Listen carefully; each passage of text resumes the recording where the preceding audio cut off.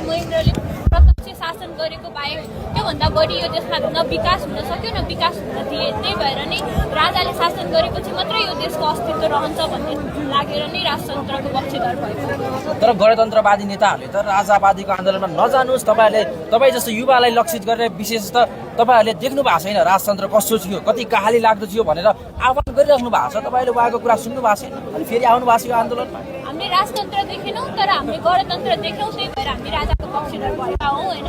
राजतन्त्र देखेनौँ तर हामीले राजतन्त्र पढ्यौँ, सुन्यौँ र बुझ्यौँ होइन। र उहाँहरूले भन्नुभयो राजतन्त्रमा बोल्न पाइँदैन थियो, राजतन्त्रमा महिलाहरूलाई पढ्न दिएको थिएन, राजतन्त्रले गर्दाखेरि छुवाछुत भयो। तर त्यो सबै कुरा राजतन्त्रले नै हटाएको थियो र उहाँहरूले चाहिँ आफूले देश लुट्न नपाएपछि जनताहरूमा भ्रम फैलाउनु भयो र त्यतिखेर भ्रम फैलाएपछि जनताहरूले पत्ताउनुहुन्थ्यो। किन भनेपछि जनताहरूले किन पत्ताउनुहुन्थ्यो भनेपछि त्यतिखेर हामीसँग इन्फर्मेसन थिएन कि इन्फर्मेसन